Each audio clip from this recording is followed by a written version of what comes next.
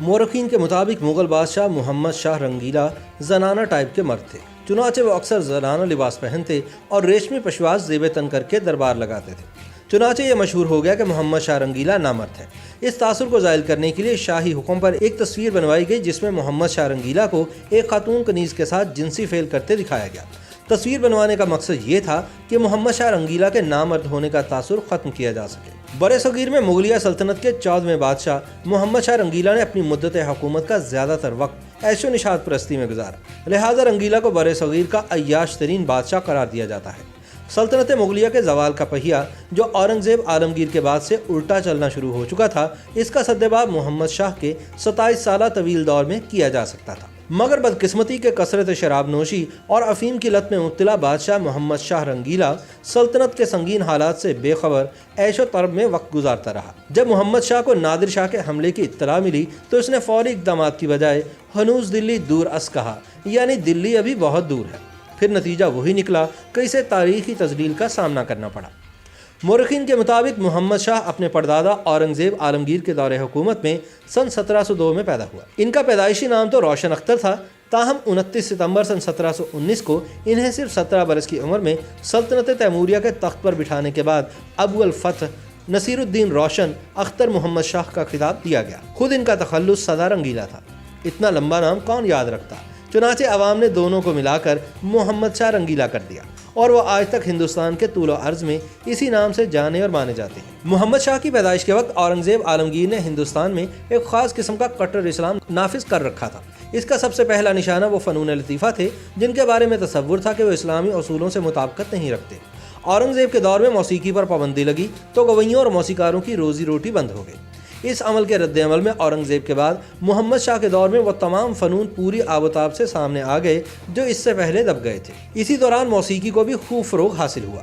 مورخین نے ایسے کئی موسیقاروں کا ذکر کیا ہے جو شاہی دربار سے وابستہ تھے۔ ان میں ادارنگ اور صدارنگ سب سے نمایاں ہیں، جنہوں نے خیال طرز گائیکی کو نیا آہنگ عطا کیا جو آج بھی مقبول ہے۔ انہی پر موقوف نہیں، محمد شاہ کے درباری درگاہ قلی نے درجنوں قوالوں، ڈھولک نوازوں، دھمتی نوازوں، سبوچہ نوازوں، نقالوں، حتیٰ کہ بھانڈوں تک کا ذکر کیا ہے جو شاہی دربار سے وابستہ تھے۔ اس عالم میں رقص کو بھی خوب فروغ ملا۔ مورخین لکھتے ہیں کہ رنگیلا کے زمانے میں نور بائی کے بالا خانے کے آگے امراء اور رؤساء کے ہاتھیوں کا وہ ہجوم ہوتا تھا کہ ٹریفک جیم ہو جاتا۔ اس دوران محمد شاہ کے شب و روز کا معمول یہ تھا کہ وہ صبح کے وقت جھروکا درشن میں جا کر بٹیروں یا ہاتھیوں کی لڑائی سے دل بہلاتا۔ اس دوران کبھی کوئی فریادی آ گیا تو اس کی بپتا بھی سن لیتا۔ سپہر کے وقت بازیگروں، نٹوں، نقالوں اور بھانڈوں کے فن سے حظ اٹھانا، شامیں رقص و موسیقی سے اور راتیں شراب و کباب سے سجتی تھی۔ ایسے میں کاروبار حکومت بھلا کیسے چلتا اور کون چلاتا؟ اودھ، بنگال اور دکن جیسے زرخیز اور مالدار صوبوں کے نواب عملاً اپنے اپنے علاقوں کے بادشاہ بن بیٹھے تھے۔ ادھر جنوب میں مرہٹوں نے دامن کھینچنا شروع کر دیا تھا اور سلطنت تیموریہ کے بقیے ادھڑنا شروع ہو گئے۔ لیکن سلطنت کے لیے سب سے بڑا خطرہ مغرب سے نادر شاہ کی شکل میں شامت اعمال کی طرح نمودار ہوا اور سب کچھ تار تار کر گیا۔ چنانچہ نادر شاہ سن 1739 کے اوائل میں فاتحین ہند کی مشہور گزرگاہ درہ خیبر عبور کر کے ہندوستان میں داخل ہو گیا۔ کہا جاتا ہے کہ محمد شاہ رنگیلا کو جب بھی بتایا جاتا کہ نادر شاہ کی فوجیں آگے بڑھ رہی ہیں تو وہ یہی کہتا، ہنوز دلی دور است، یعنی ابھی دلی بہت دور ہے۔ ابھی سے فکر کی کیا بات ہے؟ جب نادر شاہ دلی سے 100 میل دور پہنچ گیا تو چاروں ناچار مغل بادشاہ کو زندگی میں پہلی بار اپنی فوجوں کی قیادت خود کرنا پڑی۔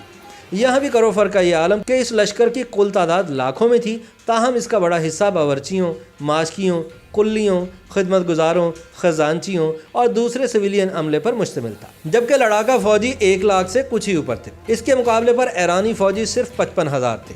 لیکن کہاں جنگوں کے پالے نادر شاہی لڑاکا دستے اور کہاں لہو الاو میں دھت مغل سپاہی۔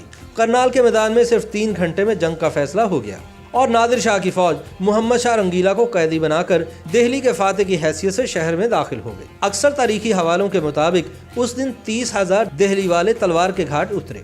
آخر محمد شاہ نے اپنے وزیر اعظم نظام الملک کو نادر شاہ کے پاس بھیجا۔ مذاکرات کے بعد نادر شاہ نے تلوار دوبارہ نیام میں ڈالی اور اس کے سپاہیوں نے ہاتھ روکا، لیکن ایسی لوٹ مار کی کہ جس کی کہیں مثال نہیں ملتی۔ کثرت شراب نوشی اور افیم کی لت نے محمد شاہ کو اپنی سلطنت ہی کی طرح اندر سے کھوکھلا کر دیا تھا، اسی لیے اس کی زندگی مختصر ثابت ہوئی۔ ابھی وہ 46 برس کی عمر کو ہی پہنچا تھا کہ ایک دن اچانک غشی کا دورہ پڑا۔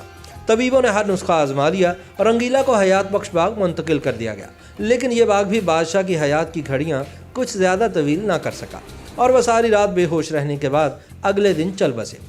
लेकिन मौरखीन का इसरार है कि सारी शख्सी कमज़ोरियाँ, रंगीनियाँ और रंगरलियाँ अपनी जगह, लेकिन मोहम्मद शाह रंगीला ने हिंदुस्तान की गंगा जमनी तहजीब और फ़नून की तरवीज में जो किरदार अदा किया है उसे नज़रअंदाज करना सरीहन नाइंसाफ़ी होगी।